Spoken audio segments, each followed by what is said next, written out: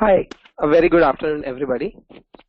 We welcome you all to today's webinar being organized by GemAtlas and presented by Mr. Ashish Kalra from Delhi Gem and Jewelry Institute. We are very thankful to Mr. Kalra for having this presentation for us today on pearls. Now I hand over the presentation to him to take it forward from here.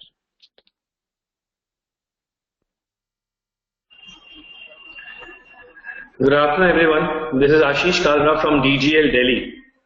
DGL, the name as very popular, is all about gem education, and we are the gem and jewelry mentors for Pan India. We've been training students on various level courses with all respect to gem and jewelry sector. Today we are going to talk about the pearls, certain fact about pearls which are not generally known by the people in the industry, and for that matter even the customers also. This will be a very educated seminar, and at the same time we'll be taking some questions also at the end. Starting with the pearls.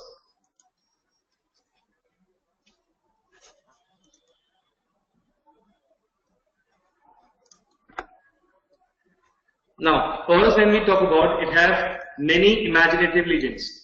When we talk about Hindu, they regard pearl as a symbol of happiness. When we talk about the Arab, then they regard pearl as a symbol of wealth. When we talk about Chinese people, they regard pearl as a symbol of healing. And when it comes to the natural black pearl, they consider it to be a symbol of wisdom. Rome, as the places, it regards pearl as a symbol of love. Greek and Romans thought though that the pearls are born in oysters, which are resulting from a drop of rain or dew having penetrated between the layers. The Persians also thought the same, and they believed that whatever imperfections we see on the pearl, they are probably due to the thunder in the sky. The more colorful version says that they are born from the meeting of the rainbow to the earth. That's a beautiful picture which represents. And for me, pearls are all-time darling. How are pearls formed? Now we're supposed to consider here the gemological aspect, how pearls are formed.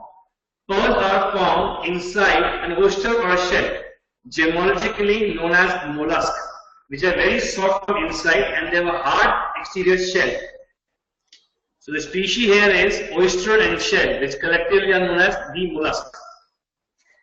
How pearls are formed? Let's understand this concept. Pearls are formed due to an irritation. So first let's talk about what this irritation could be of. Let us compare our mouth or eyes to it. Let's talk about our eye. The beautiful eye presented here. Now let's say some dust particle enters the eye somewhere here.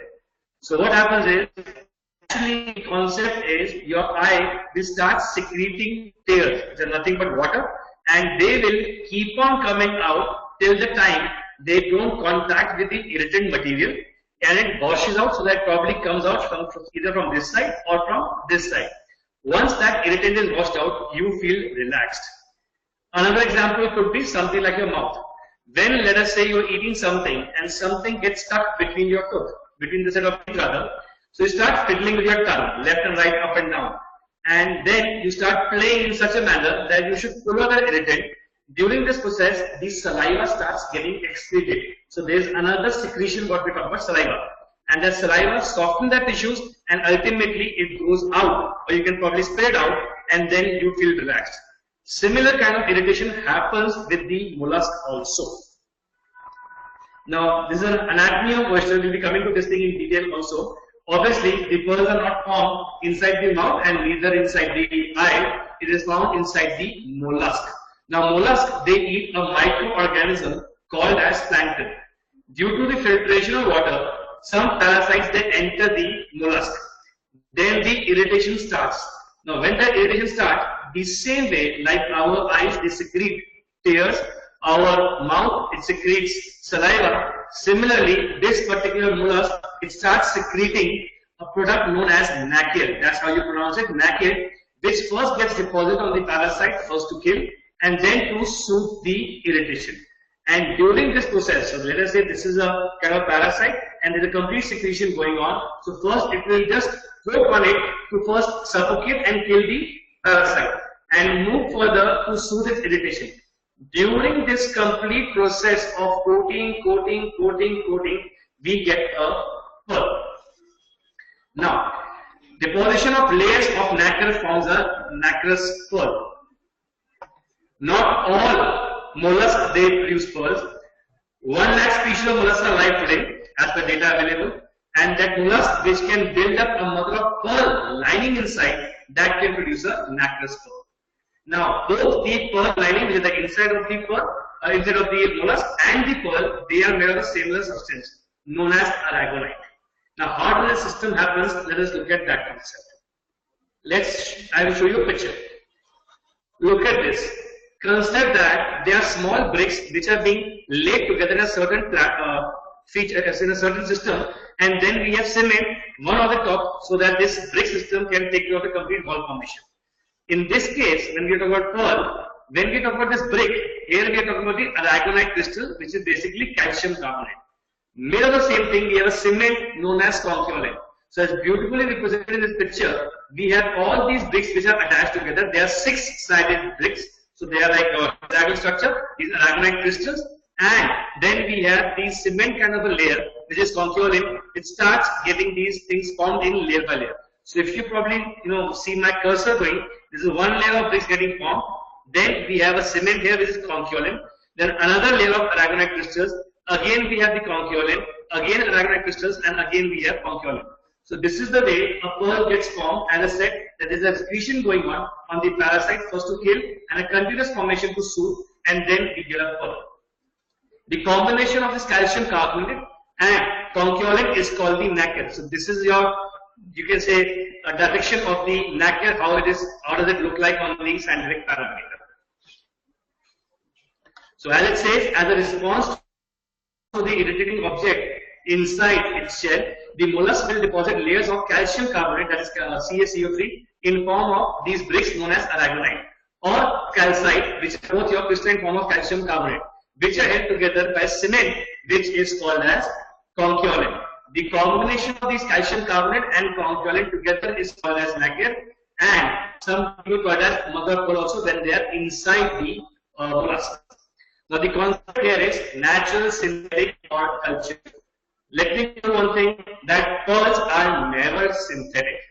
Pearls are never man-made 100% because synthetics are totally man-made. Pearls are natural, given by nature, and be cultured also. Cultured pearls. Cultured pearls do not get confused with the concept of synthetic, but that's a wrong concept. Cultured, it can be easily understood with the word cultivated. For a very simple concept, like whatever fruits, vegetables we eat every day, morning, breakfast, lunch, dinner, these are not those fruits and vegetables which we just pluck from the forest. There are farms to it. So in that farm, what happens? There's a farm. That farmer takes seeds of a certain particular fruit or vegetable, sows it in the soil, which is our mother earth, takes good care of. Okay, some technical issue. So sorry for that. And coming back to the same thing, we were on this slide. We were talking about the concept of natural, synthetic, or cultured. I'll be probably repeating some because of that technical concept. Pearls, as I said, they are never synthetic, and they can be either natural or cultured. Culture, as I said, we are talking about the concept of cultivation compared to the concept of farmer growing plants, tree, fruits, and vegetables. Similar way, as the plant chooses certain quality of seeds, sows it in the soil, and then everything is left to nature except taking good care of that complete cultivation, taking good care by providing water at regular interval, taking care by giving it pesticides, insecticides, manure, fertilizers, whatever is required, and then ultimately the crop starts growing, and then we can pluck the fruits and vegetables what we want. Similarly, in the case of cultured pearl, the same thing happens. Like in case of natural pearl, the irritant material enters by the concept of nature. So for example, if I want to compare the fruit with the pearl, the system goes this way, that let us say a bird is flying in the forest, goes and sits on a tree, plucks a fruit, eats it. By the time it was flying, it drops the remaining part of the fruit somewhere in the open forest. During this process, that particular fruit has fallen on the ground, untouched ground in the forest area, and that seed, it starts growing after a period of time. So a natural, complete 100% natural fruit gets developed. Similarly, when the irritating material enters the mollusk, automatically with the filtration of the water process, then a natural pearl gets formed. But in case of culture, as the farmer sows the seed, if you read here, it says the human being surgically insert that irritating material inside the mollusk. And then everything is left to the nature, as the farmer leaves everything to the nature. And in that process, we get a cultured pearl. So culture is basically a 99% concept of natural. The human interference is only limited to the insertion and taking good care of the mollusk. So that is the major technical difference between the culture and the natural pearl. Now look at this. It's a beautiful lagoons here where these pearl farming happens. Now let's talk about this concept of farming. When we are talking about the concept of farming, we are referring it to the same concept the farmer does the farming. When the farmer is doing farming, so he has a land. Here, since we are talking about underwater animal known as mollusk, so we have these ocean and sea. Look at this. There's a farm somewhere located here. Look at this. Another farm somewhere here. Look at this top view. Look at this beautiful water, green, blue, everything. That's one of my favorite picture. And you see all these areas, they are basically controlled pearl farms where the pearl cultivation goes on. That's a sky view of a lagoon. That's a close-up of the same picture we saw earlier. This one. So that's a picture which is from the other angle, and you can see these pearl farms. Now, what happens in these pearl farms? So this is how you basically have a shack kind of thing where you can probably go inside the deep waters. Now, we first capture these oysters or these mollusks basically, and we then keep them in good, safe containers underwater so that they can grow and they are ready for the pearl cultivation in future. This is how the farm looks from inside. So we have these ropes attached, and to these ropes we have all these mollusks so that they can be taken care of. Like the farmer, they sow seeds at a certain interval of gap of the distance. Similarly, we have this particular pearl farm. See, this is basically the pearl farmer or the doctor, whatever you refer it to as. So that's a complete secure cage where all these mollusks are. See, there are pictures in deep waters where all these mollusks, they are being tied together. These are the trained people who basically make sure that all these mollusks, they are growing at the right time, they are eating their nutrients, a proper gap is maintained so that they don't fight for the nutrients. And wherever in deep waters we have some predators who can probably eat these mollusks, so we have these kind of cage where they are safe inside the water, and at the same time they can do the harvesting also when they are ready. See, this is again a beautiful cage where all these mollusks are kept, and regular care is being taken care of them so that they can produce these pearls later. So that's another picture of farm. Now look at this. All these oysters, they are ready for the pearls. They are being kept together so that they can be utilized in future. So that is how it goes. Now, how does this concept of cultivation takes place? So let me show you a couple of pictures and we'll come back to the similar pictures as required. If you look at this, this is basically clamp where we hold back mollusk, and these are certain tools by which we do the surgery. Surgery as in to insert the irritating material and to take the pearl out. These are certain irritating material what we use for different pearls. Now, as I showed you this particular thing in the previous slide, which was this one, this part is basically clamp as used here. So this is a clamp where this complete mollusk is there. This is a simple cup by which he is holding the irritating material from this cup here, and he will be inserting it inside the mollusk this way. So you open the mouth and then you insert the irritant material inside. See, that's a closer view. You open the mouth and then you insert inside. So that's the irritating part that's applied to open the mouth, and that's a tongue to basically insert the irritating material. So that's a pearl tweezer basically. Now, anatomy of an oyster, very, very interesting. This is basically what we call the inside as the mother of pearl. And then if you open it, that's the center area. So you open it into two parts. It opens like this basically. So that's how the anatomy of oyster is there. This is the area. This is the area where the irritating material is inserted, and as it travels further, it starts creating the irritation. And this is the place where this mother of pearl starts secreting the aragonite crystals and concurrent in the calcium carbonate parameters, and then one by one the irritant starts getting covered with the layer of nacre one over the other, and we get a pearl. So if you look at this anatomy, this is the area where it enters. Here is the area where it starts irritating the oyster or the mollusk. I'll come to this part, what is the difference between an oyster and the shell. And this is the gonad, which is the reproductive organ of the oyster. Then we have the other organs like heart, liver.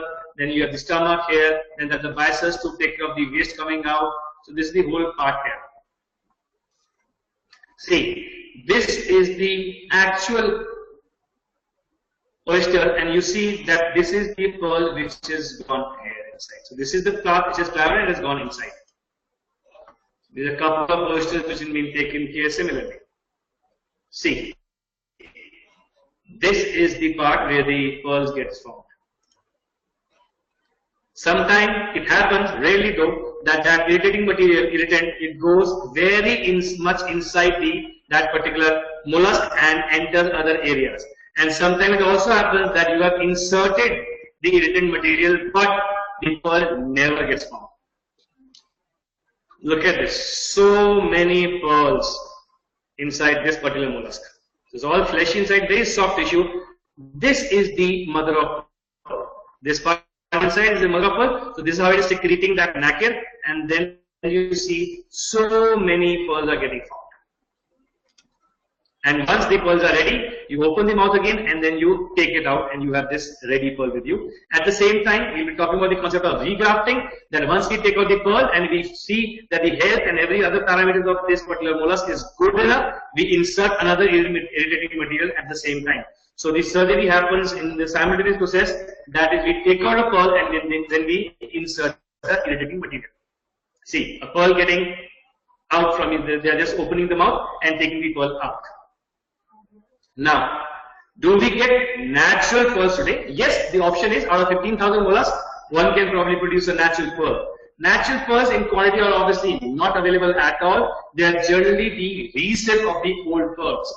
The last best source of natural pearl was Basra, which is basically a place in the Middle East, and due to the oil pollution, there is no production. So let us see this gap in detail now. This is the part. Here we have India. This is the Rajasthan. That's Gujarat. That Pakistan. We have Afghanistan. Top here. And this is Iran. And this is the Arabian Sea. As we enter from the Arabian Sea through the Gulf of Oman, we enter crossing Dubai, Abu Dhabi, Sharjah, and all these places. That's your Persian Gulf. Persian Gulf. As you go inside, Iraq has a port here that is known as Basra. So all these areas, all this area, the pearl gets formed in this whole area of the waters of Basra. So that is where your Basra is. And now this area is totally bad with the oil pollution, and recently because of the war, even the Port Basra is destroyed. So it's not anymore there now. So the option of getting pearls is not there, it's just the resale what is happening.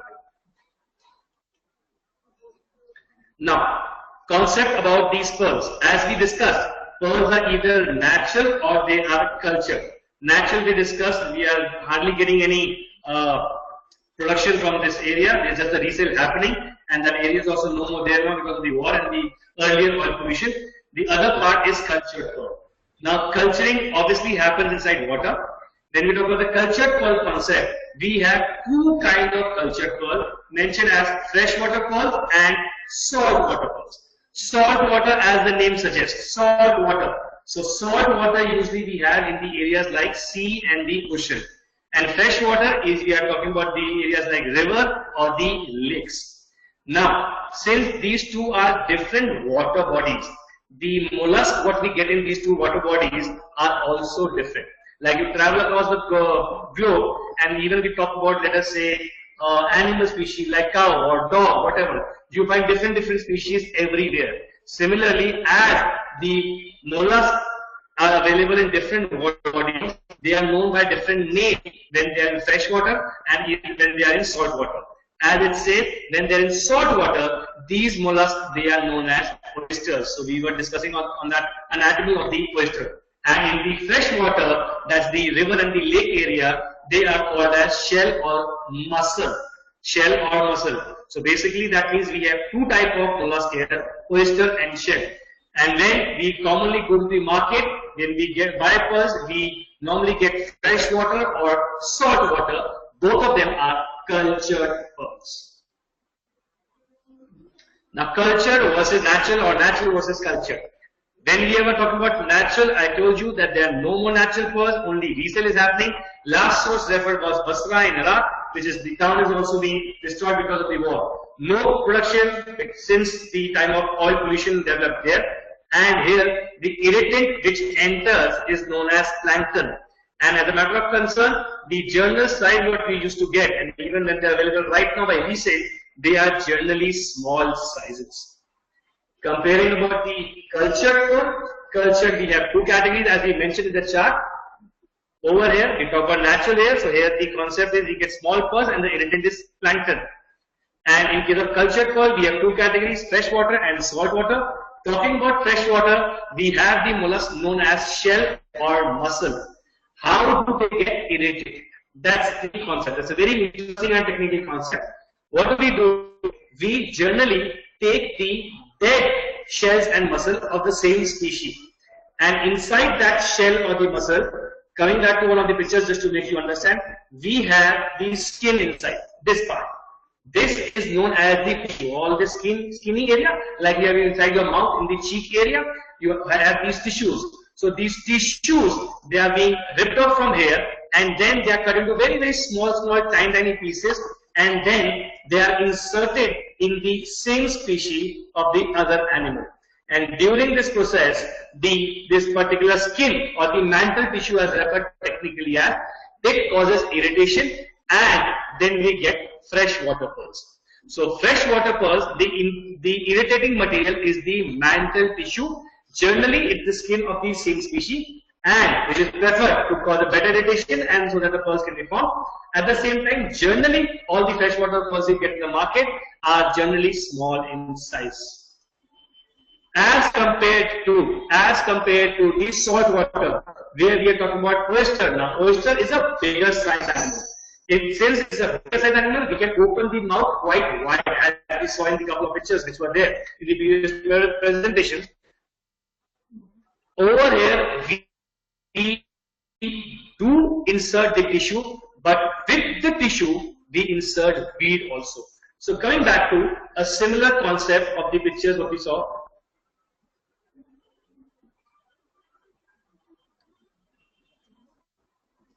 Okay, let us look at this. Very interesting picture again, as we have already seen this.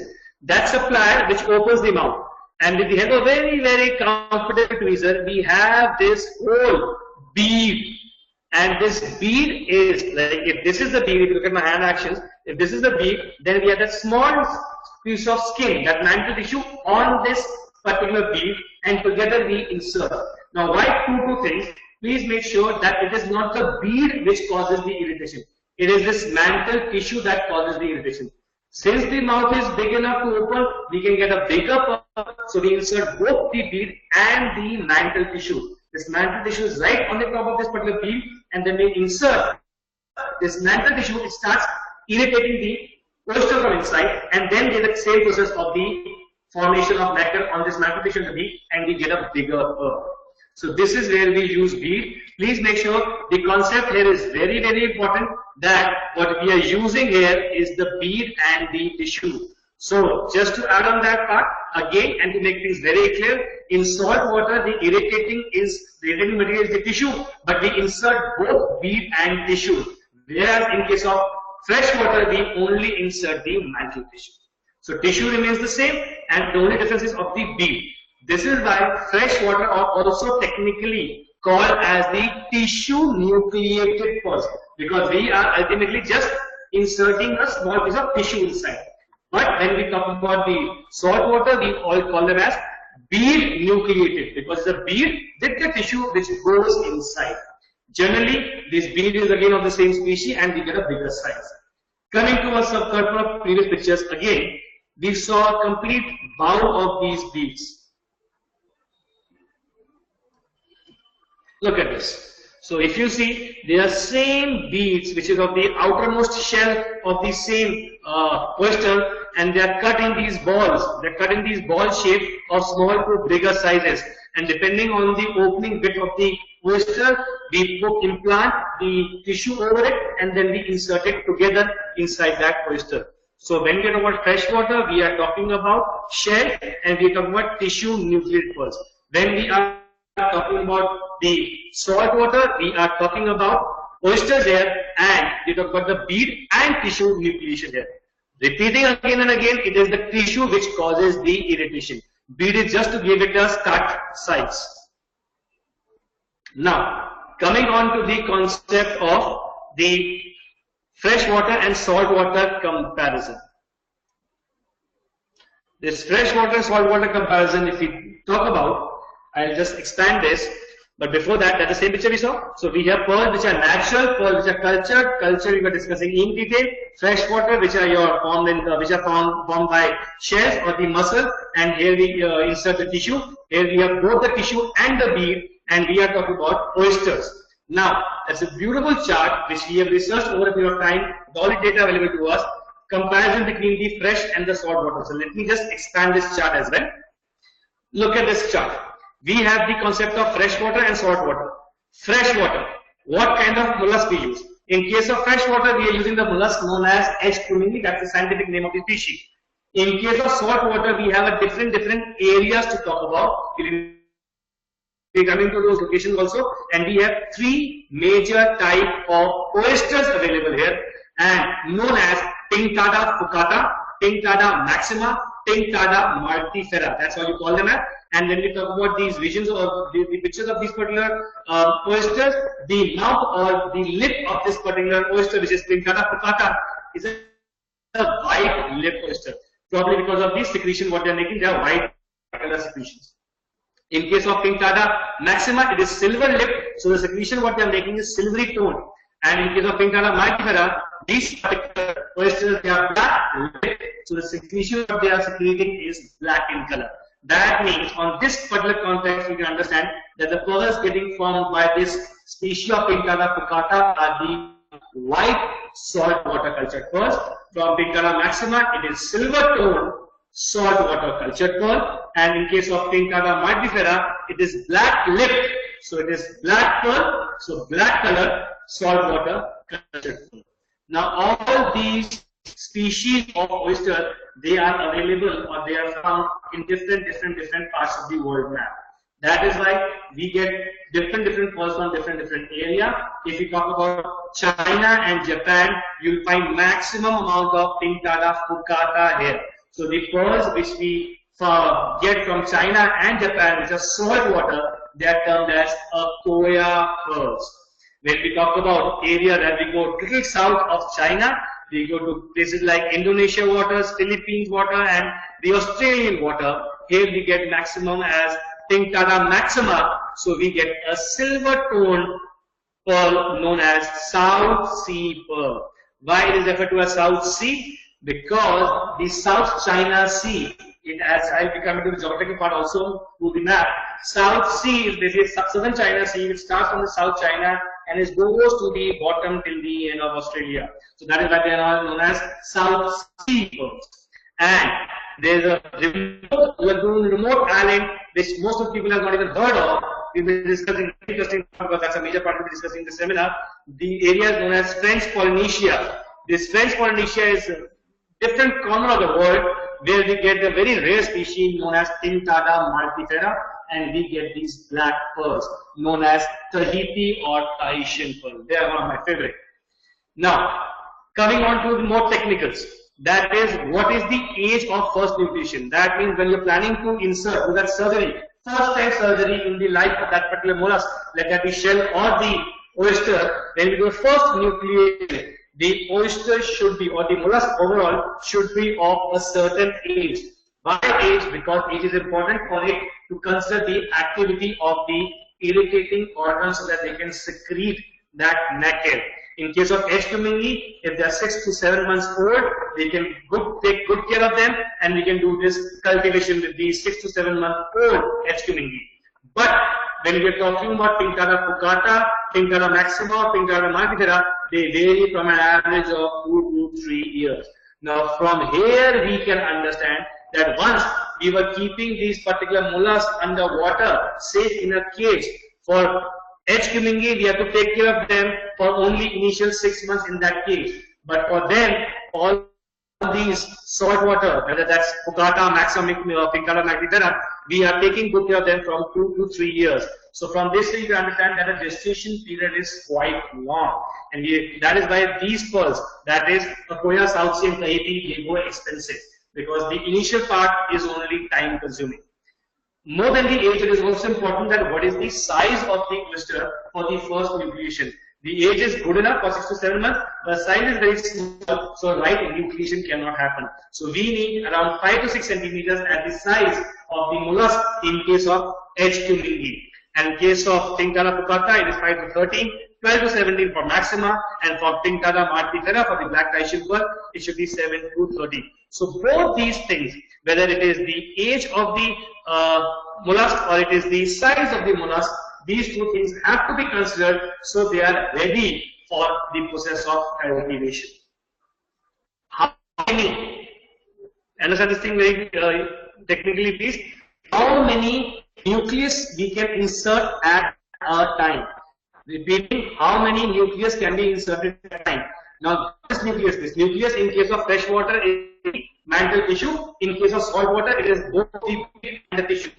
This tissue is just a thin skin, we can insert multiple together, 40 to 1 single shot. But in case of just 5.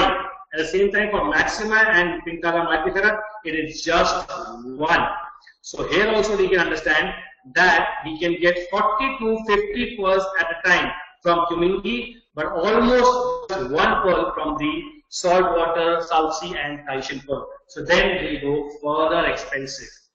How many times in the lifespan of the mollusk you can do this nucleation? When we are talking about H-Cumingi, that's freshwater, you can do this insertion or nucleation, technically called as 1 or maximum twice. That means one particular mollusk, which is H-Cumingi, its complete lifespan 40 to 100 pearls in the lifespan. So one Cumingi you have, it will give you 40 to maximum 100 pearls in its complete lifespan, depending on how many nucleations you are about to do and how many nucleations you are putting, 40 or 50 nucleations in 1 or twice.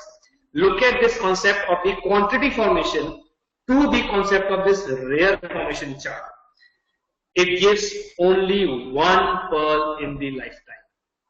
So you can get 1 insertion, 1 pearl, 5 total nucleus at a time, but only 1 insertion in the lifespan of the Pinctada puccata, you get maximum 5 pearls. So 1 to 5. In case of maxima, you get 1 to 3 pearls in the lifespan.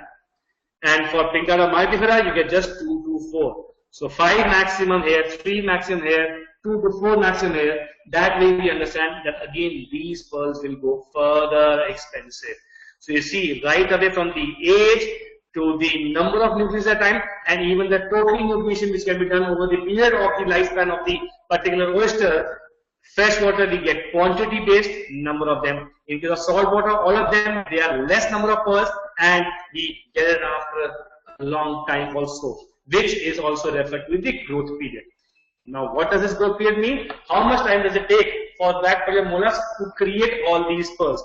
When we are talking about H-Cumingi for freshwater, in one shot you inserted 40, which will be ready between 2 to 6 months. So average around 3 months.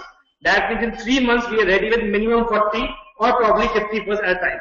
Another insertion when we do, in next 3 months on an average basis, it will give us another 50 pearls. That means on an average basis of 6 months plus, this particular H-Cumingi will give us 100 approximately freshwater pearls.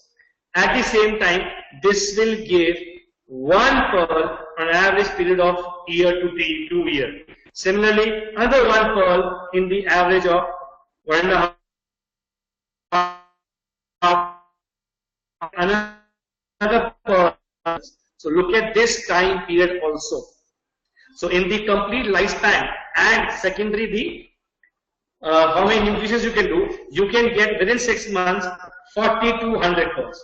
Over here, till the maximum 24 months, you can get 1 to 5 pearls. 105. So it's 1:20 ratio.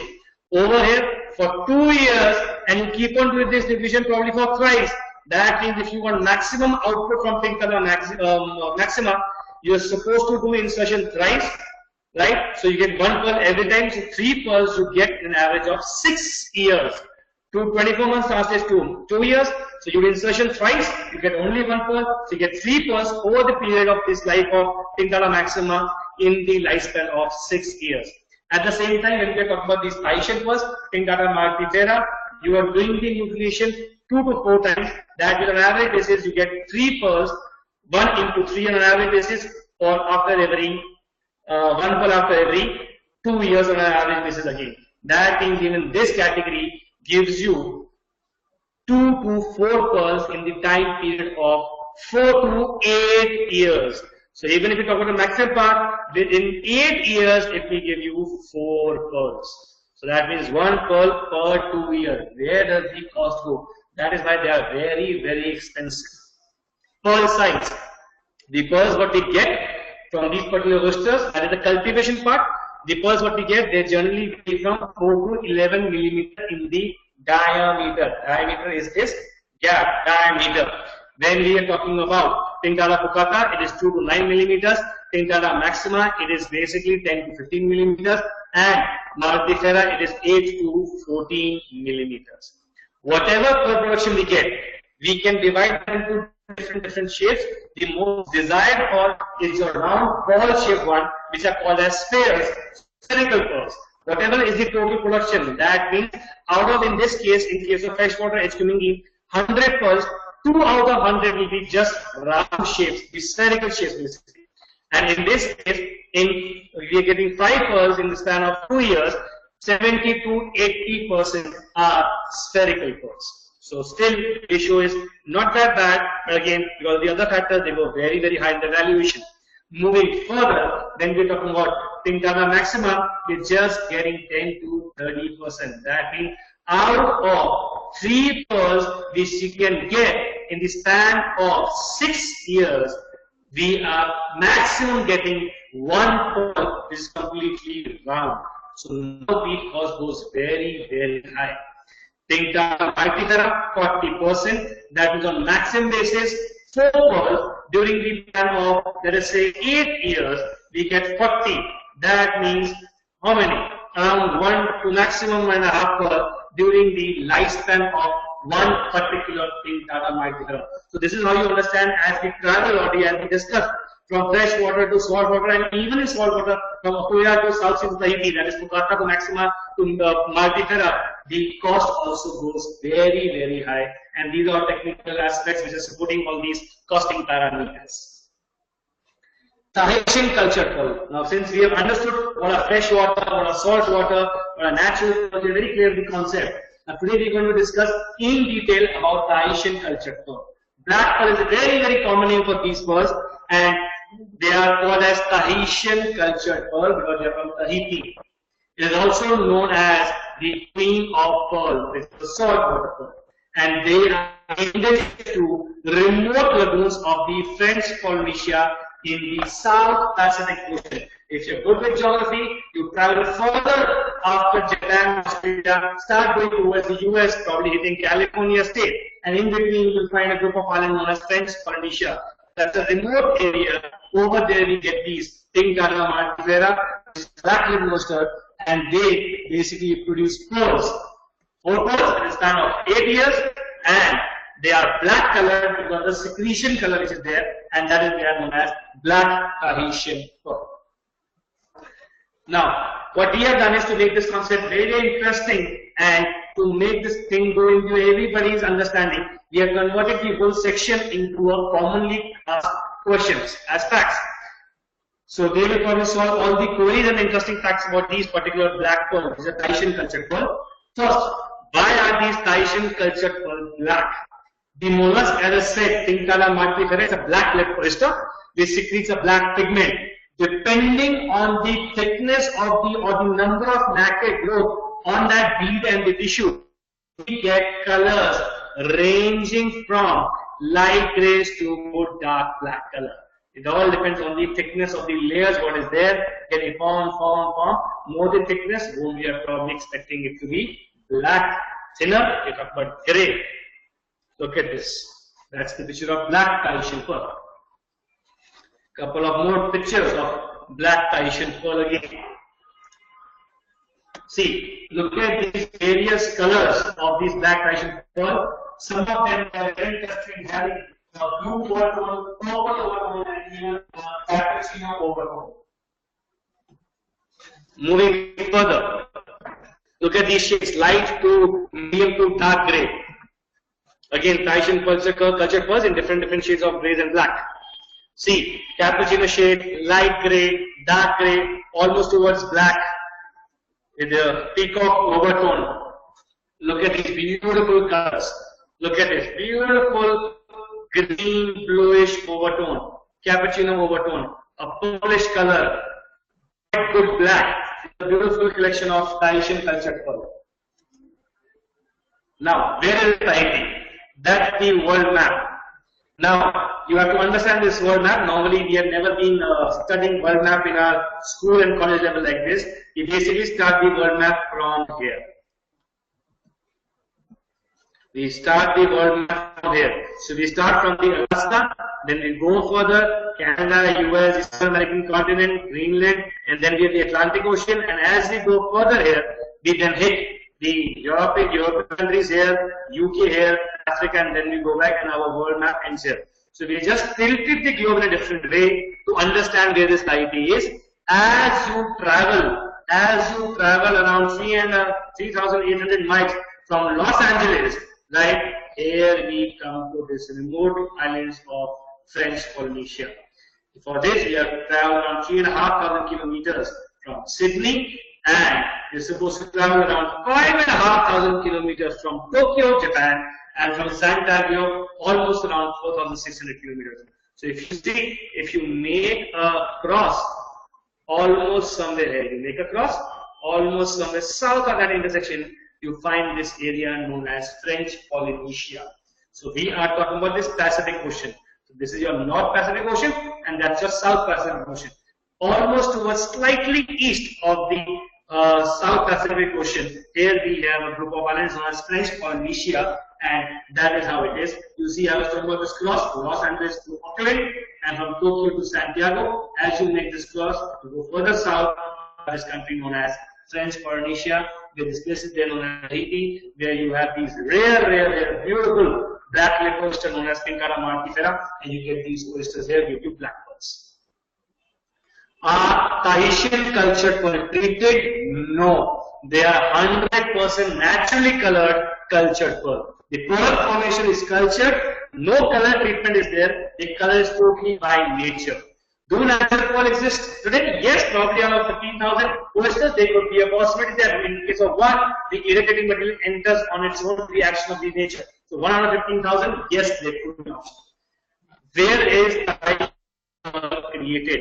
As I immediately go back to the anatomy of the oyster, this is a very clear-cut image of the oyster. It is near the area of that particular oyster where we get this particular formation happening. This was the area where we insert, and as we go down, I explained previously, we reach the gonad area, which is the reproductive organ of this oyster, and here is where the irritation is maximum, and that is how the pearl gets formed here. So it is the gonad what we are talking about, where we get this particular irritation happening, and we get these pearls. Okay. Moving further with more queries, more facts here. How are various shades of Tahitian culture created? As you were talking about, some of them are light gray, dark gray, cappuccino tone, peacock color. All these shades, they are basically because of the coating on these particular bead. As there are various layers of nacre getting formed on that particular bead, so all these bricks, which is a calcium carbonate, they basically acts like prism. Now, when the light hits the prism, then this prism basically disperses the light into various color. Whichever color concentration is more, that is the kind of shade what you can see in this pearl. So if I come to another slide, where all these black pearl pictures were shown, look at this. This is having more color in blue and green, this one in brown, this one in purple, black, gray, that is how it goes. So you get different shades even in this black color. What is this nucleus? As I showed you a picture, these nucleus are what? Basically they are bead. They are bead. Now these bead, they are basically formed by the same species of the dead oyster. So we take a dead oyster, we have that outermost part known as mother of pearl, we cut that, we cut it into a ball, and that is how we have that bead, and then we take a mantle tissue, put onto it, and then we insert. So that's how a complete nucleus gets formed. Look at this, various shades, size, surface quality, and colors in the Tahitian culture. What irritates the oyster? We have discussed this. It is making sure one thing, it is not the bead, but it is the skin of the oyster which is used with the bead for grafting, which irritates the oyster. And the secretion happens because of this particular mantle tissue on the bead, and ultimately a pearl gets formed. How is harvesting done? Very simple. The technicians, the doctors, whatever the farmers, they cut a hole in the gunad to remove the cultured pearl. If the oyster used to be healthy enough, that can probably take one more grafting, then once we take out that pearl, it is immediately replaced with the bigger nucleus in diameter. Why? Let us say we have inserted a bead, let us say of 10 millimeter. Now once the bead goes inside, the nacre formation goes, and then the size increases. Now we have a bigger pearl which we take it out. Since we have already taken out that pearl from the oyster, the area is already open wide. So we take this maximum size, and the new bead what we insert inside is of the bigger size in diameter, so that the second part we can get the bigger pearl. This is known as overgrafting, the second insertion. How thick is the layer? One layer is equal to 1 micron. If we talk about the Tahitian culture pearl by Pinkara Martifera, they secrete only 3 to 4 layers per day. So almost after a period of 2 years, it is thick enough to create only 2.5 millimeter thick nacre on the bead. What is nacre? That is basically Tahitian carpet. All those big structures, those hexagonal, are known as aragonite. This is a 86% calcium carbonate. And the binding agent, the cement used is again concurrent, same thing, calcium carbonate, and pearls they have 4% water also. Where does the bead come from? As we have discussed in the previous slide, these are the beads of the same oysters, and normally we get these, in case of Tahitian pearl, we get these beads from the shell, which we get from the Tennessee or the Mississippi River mussels. So all the mussels which are there in these two rivers, we take them, the dead ones, and we try and create those all kind of beads from them. How many oyster produce pearl? Out of more than 1 lakh variety of these oysters which are alive today, only 70 of them are capable of producing pearls. And all of these 70, most of them, as per the slides we saw previously, they are all from the Pinktada family. Reproduction. Now, this is something, a very strange fact. Obviously, we are not concerned with this, but it's a very interesting fact. As we are talking about Pinktada Martifera, and we talk about those remote lagoon islands of French Polynesia, so all these oysters, they are there in the complete depth of the water. Now the best part is, the farming is done in the shallow areas. That means the upper part of the ocean. We don't do this farming very deep inside. In this upper part, we have this farm which is shown in the picture here, and these pearls, they are produced by male oysters. Normally it's a concept in a brain. When we talk about the system of production, we generally consider that they must be female. No, females are already occupied because of giving birth to their next generation, the young ones. they don't have space in their complete body to give or to form a pearl. But when we are talking about these male ones, they have these empty areas where this particular irritating material enters and they causes irritation, and then these male they give us a particular pearl. And the best part is, when we talk about these oysters in the depth of the water, in the shallow waters up, we get these male oysters. As we go down, they are majorly female oysters. And they are very comfortable when they are very, very down in the deep waters. They can basically give birth to the young ones in the open area, very silent, very away from the other predators. They are not in the higher waters. And at the same time, these oysters, they have an option. Rather, they change their sex from male to female. So that is why this catching of the oysters also happens from the shallow waters, so that they can get majorly male oysters, male pink color monsters. That's a very interesting fact. They can change their sex over a period of time from male to female.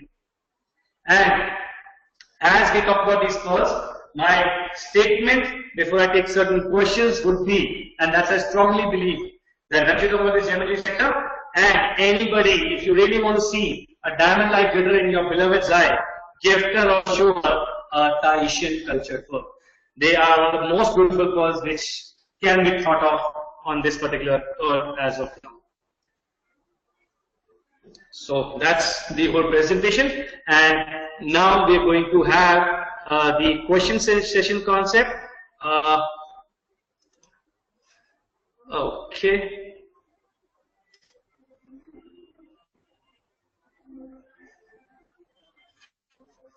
Okay, we have got some questions. I'll just read it out for you and then we'll discuss those. Does pearls have any kind of astrological significance? Yes, pearls they do have. That's a question being asked by Mr. Vishal, I guess. Okay, that's a question. Sorry, Mr. Neville Giwala. Does pearls have any kind of astrological significance? Yes, for astrological part, pearls are used, and that is linked to the moon. So in case of astrology, we have a celestial body, a planet, or something other than that, where we have a significance into it. So it is the moon which gets linked to the pearl. Darshan Shah, what is the difference between pearl and the mother of pearl? Okay, now since you're on the camera, look at this. This was the oyster, right, which we have an anatomy to show, which opened like this. Correct? This is how it was. Now, the area inside, as my palm basically, this is known as mother of pearl, and as some irritant material enters inside, and once we see that there is some formation happening inside, then we take it out, that is pearl. So mother of pearl is the inside shell of the mollusk, we can say. Yogna Desai, I love the presentation. Your answers are also very precise. Thank you so much. You're most welcome. Any more queries, just let me know. Darshan Shah, how big can an oyster go? Now, oyster is again a very vast variety in itself. When we are talking about pink Kalra multifera, as I showed you in the picture, it can be as big as probably bigger than this size of hand. So it opens wide into this part. And there are certain oysters which can go even bigger than that.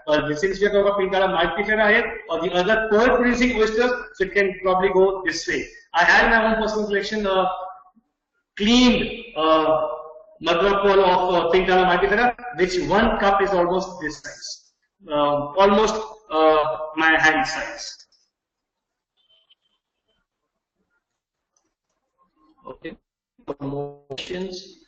Nice presentation. Thank you, Shivaram. I'm happy to have you here for the presentation. Okay, Lalit. Which country is the largest consumer of pearls in terms of retail market? Retail market is very, very fast for pearls. I have traveled almost to various countries. Pearls, as we have discussed about the different cultures across the globe, they are being considered for retail market in the Middle East, the Persian area, complete China, Japan, Korea, the South, Australia, India as well, European and the US, Canada, so basically the whole world. Pearls are everywhere. You know, probably it's probably one of the gems which can be sold anywhere across the globe.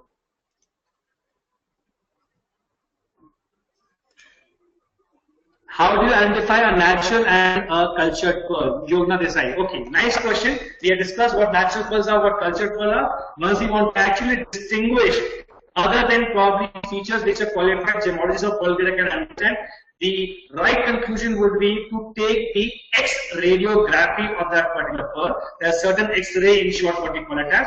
In that X-radiography, you can basically get the image of the complete inside of the pearl and see that whatever is inside. Was it a plankton? So we are referring to as natural. Was it just a tissue? So we are talking about the freshwater part. If it's a bead with the tissue, so we are talking about the saltwater part.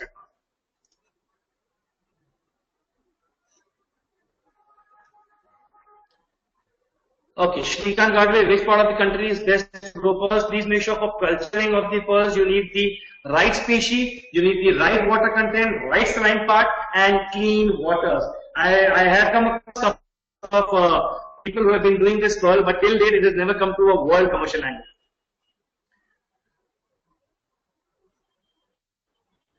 Okay, again we have Neville Jiwala. Thank you for the informative webinar. Good to know. Super insight about pearls. Pleasure is all mine. Thank you so much. Pankaj, how can you differentiate between Tahitian, South Sea, Basra pearl? Okay. Now Tahitian we are generally black, South Sea are whitish with a silvery touch, and Basra, I'm sure that anybody who buys Basra goes with the complete detailed concept of the certification and everything, because Basra are very, very expensive. Differentiation, as I just answered one of the previous questions, that distinction is best done with the help of X-radiography to see that what is inside. Plankton, then we talk about a natural pearl. Then if it's just tissue, we talk about fresh water. If it's bead and tissue, we talk about salt water. Arpit Gupta, do artificial pearl exist? Artificial pearl, again, as we started the presentation, there's nothing known as artificial. Certain plastics where plastic pearl, we take an enamel kind of a paint to give it some shiny look like pearl, and they're plastic. So that is what is, maybe you want to refer to a plastic pearl, otherwise pearls are not synthetic. That's the first time we did. How do pearls get their color? We did that in one of the queries. We have those facts in the Tahitian culture pearl. That is that all these colors are basically because of the thickness. That is one thing.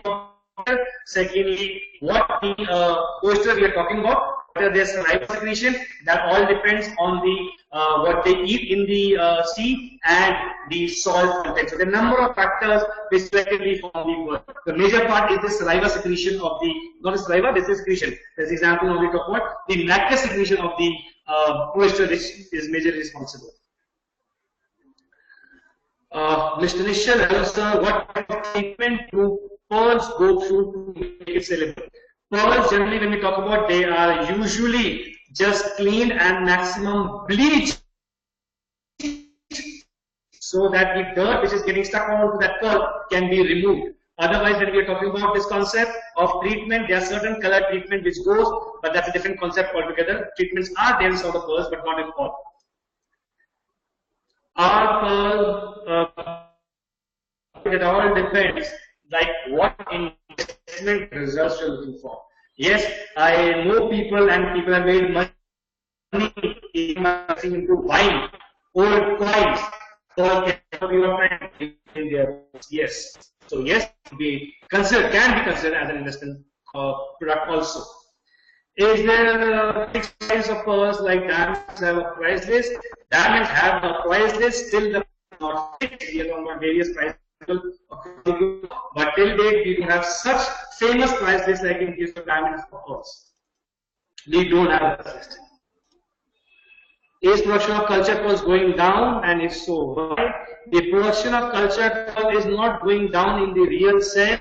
The only concept is that we want to meet the demand. Demand is too high, and then we're talking about the production of the cultured pearl going down. See, it all depends on the farmer, the area, the water, the species available. All that is responsible for the total production. Sometimes it increases, sometimes it decreases, and there are sometimes reasons. The early death of these oysters, not able to properly take it, so they generally causes the up and down in the fluctuation of the production of these pearls. What is the irritant material. We discussed that, Mr. Ravi Prakash, that the irritant material is the mantle tissue which gets inserted inside. Not the ink in case of the saltwater culture, but in case of freshwater, we talk about that tissue only. And in case of natural pearl, it is basically the plankton which goes inside due to the filtration of the water. Will pearl farming harm the oyster? Do they die? No, they don't die as such. What they die, what oysters die, they use them also, but we don't kill them to get the pearls. Okay, moving to the next one. How do pearl get their color? Already answered this question. How do they distinguish between freshwater, saltwater? I've already answered this question also. Pearl is real or artificial? Okay, that's a good question. Slightly different. How do you identify whether pearl is real or artificial? Here, when we are talking about real pearl, I'm sure we are talking about pearl in general. Natural, let us take as one. Pearl and consider as plastic replicas. The easiest is a destructive test. You can do probably take all the pearl of the substance and try and rub between the two. If it every feeling, it would be a pearl. Natural culture, whatever it would be pearl. It does not give you, and there are certain tooth mark on that pearl which cannot be removed as such. Then we talk about plastic or whatever you refer to as the artificial pearl. Which origin of pearls are preferred by the Indian consumer? Depends on the Indian consumer. It is all price sensitive market we are talking about. We are talking about mass sales. We are talking about fresh water. We are talking about classy sales. We are talking about salt water. Salt water, whether the customer choice is white. We are talking about the Aqua, Silvery based South Sea. Black based, we are talking about the Tahitian pearl. Were natural pearl found only in Basra? Mr. Ashwin, no, they are also found in places like Rendezvous, where you have the open water and they have the presence of these oysters. We can get natural pearls also, but the ratio is very, very less. 1 out of 15,000, as I said in one of my previous slides. Simple way of identification. Okay, way of identification to be very simple. Just a tooth test. Gritty part could be very good. You tell the customer that gritty feeling, you are buying a genuine pearl. If you are not getting the good gritty feeling and the layer of that paint on that plastic getting removed, we are talking about plastic.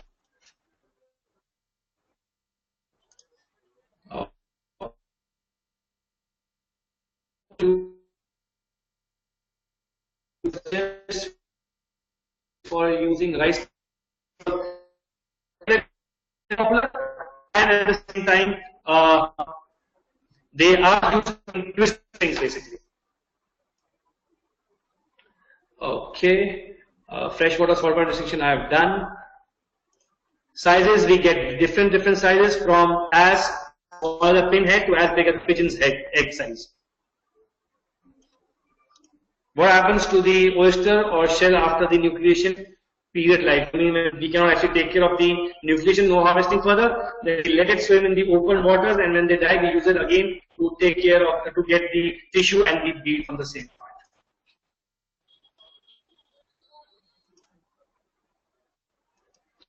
Okay, Mr. Neville has another question. Do you have conducted these kind of detailed courses in Mumbai? Yes, long time back, probably year 2006 or 7, we had a presentation on pearl in Mumbai. I don't exactly remember, but this was long time, almost 10 years back. We had a presentation in Mumbai. And we have now at DGL where we train about these pearls. Okay, just going fast to this question which I have not actually discussed on.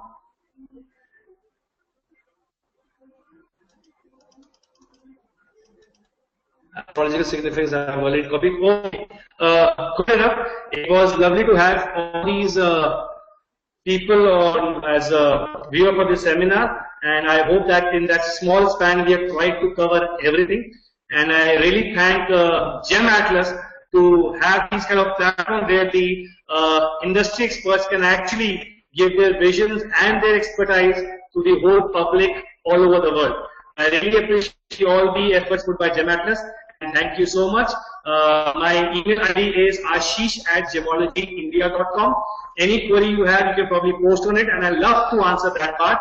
Provided I'll try and share some pictures also if those questions can be answered with the help of certain presentation. And any query you have on pearls or any gem or diamonds, we are always there for you. As we say, DGL, we are not just only into education, we are into a mentorship providing also. We are basically gem and jewelry mentors. Thank you so much. Have a lovely evening. Enjoy yourself. Thank you for providing this lovely platform. And it was good to connect with you guys. Thank you. On behalf of the entire GemAtlas team, I would like to thank Mr. Ashish Kalra for having this very informative webinar for us today. And thank you, audience, for being such an active and participative audience today. I hope we have covered up all your questions and queries. Still, in case if you have any queries, you can post in or email it to us, and we would be happy to help you out with that. Thank you, everybody. Have a nice evening. Thank you so much. Thanks.